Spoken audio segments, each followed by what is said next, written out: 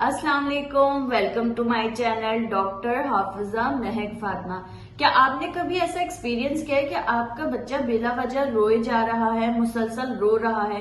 अक्सर तो ऐसा होता है कि बच्चे रोते हैं तो कान की तरफ हाथ लगाते हैं या उनको पेट में दर्द हो रहा होता है। अगर ये वजूहात भी नहीं है तो आखिर क्या वजह है? क्या आप अपने बच्चे को फीड कराती हैं? मदर फीड पे है आपका बेबी या फीडर पीता है? तो इस वक्त जरूरत है कि आप जरा गौर करें। क्या आप बच्चे को सीधा लिटा के तो फीड नहीं करवाती?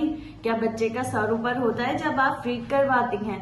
जी हाँ, बच्चों की जो यूस्टेशियन ट्यूब होती है या एयर कैनाल होती है, वो असल में एक ट्यूब होती है जो कुदरती तौर पे नाक, कान और हलक से कनेक्ट होती है।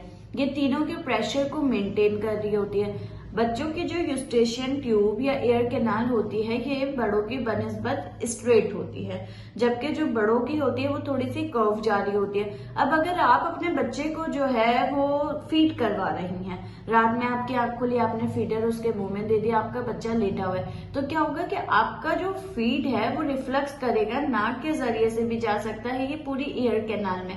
एयर कैनाल में जाएगा तो यहाँ पे ये जो है कान में आपके बच्चे का फीड जमा हो सकता है और इससे आपके बच्चे के कान में शदीद दर्द हो सकता है ना इंटरेस्टिंग बात कि देखें, अगर आप जरा सी एहतियात नहीं करेंगी, अपने बच्चे का सर ऊपर को नहीं रखेंगी, तो ये दूध आपके बच्चे को नुकसान पहुंचा सकता है।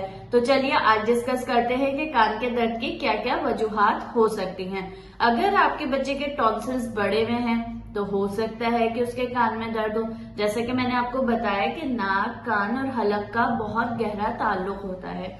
अब अगर उसका नाक का गोश्त बढ़ा हुआ है, एलर्जी है, उसे एलर्जी से गोश्त बढ़ा हुआ है, तो प्रेशर यूस्टेशियन ट्यूब से मेंटेन नहीं हो पाएगा और कान भारी भारी लगेगा। ऐसा भी हो सकता है कान के इस हिस्से में आपके बच्चे के शदीद दर्द हो। गला खराब है तो भी ट्यूब पे प्रेशर करेगा, प्रेशर असर करेगा तो उससे भी कान में दर्द हो सकता है। ऐसा भी हो सकता है कि कान से जो है ना पस आ रहा है, ऐसा भी हो सकता है कि कान से खून आ रहा है, पस आ रहा है, तो फिर ये इन्फेक्शन की इंडिकेशन है।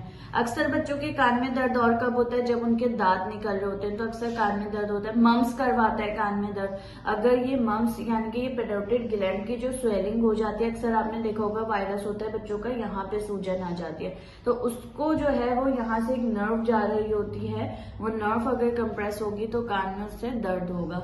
अब बात याद है कि आप किस तरह से डिसाइड करेंगे कि भाई कब इसको एंटीबायोटिक्स देनी है या इसको कौन सी दवाइयां देनी है। अब आपके बच्चे के कान में दर्द हो रहा है, आपने देखा कि उसमें से पस आ रही है, खून आ रही है, ऐसा कोई डिस्चार्ज आ रहा है, तो आप अपने डॉक्टर के पास फौरन उसको लेके जाएंगी।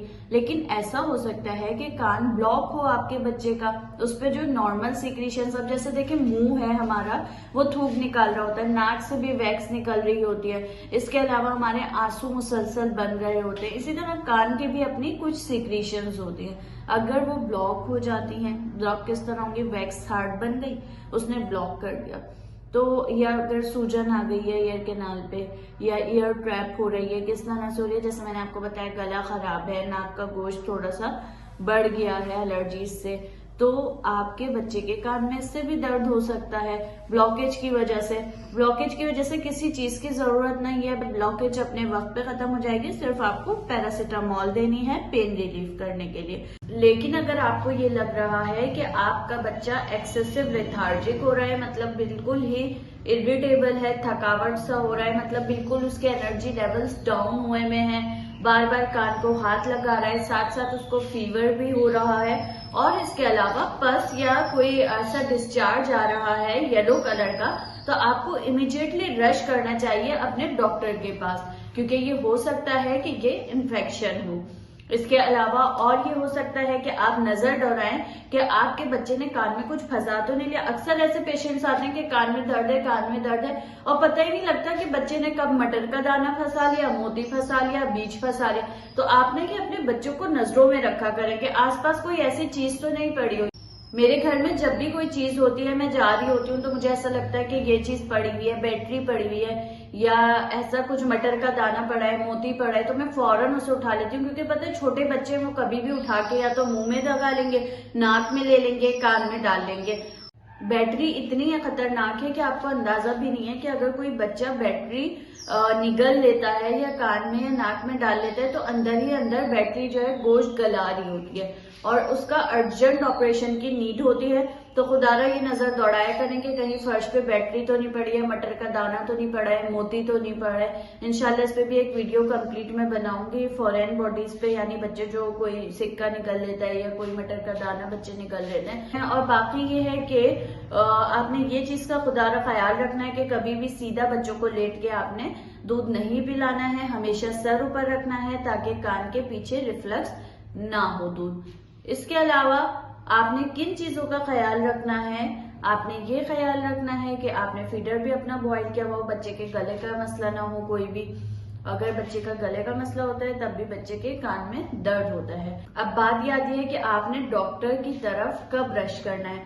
अगर आपके बच्चे के मुसलसल कान में दर्द चल रहा है, आपके बच्चे को बुखार बढ़ता जा रहा है या उसमें से येलो कलर का या पसी डिस्चार्ज आ रहा है और बच्चे का पेन अनबियरेबल है और आपको कान के आगे स्वेलिंग से भी लग रही है कि इसके कान में तो भाई स्वेलिंग हो रही है, तो आपको, हालांकि आप पैराडॉल दे चुके हैं, तो आपको चाहिए कि बस आप अपने डॉक्टर की तरफ फौरन रश करें और एहतियाती तदबीर में ये होगा कि आपने दूध उसको सही से पिलाना और नजर रखनी है। उम्मीद करती हूँ कि आज की वीडियो आपको पसंद आई होगी। मजीद इसी तरह की मालूमाती वीडियोस देखने के लिए मेरे चैनल डॉक्टर हाफिजा महक फातिमा को सब्सक्राइब करें, हमारे साथ रहिए। मिलते हैं इसी तरह की अगली वीडियो में। अल्लाह हाफिज।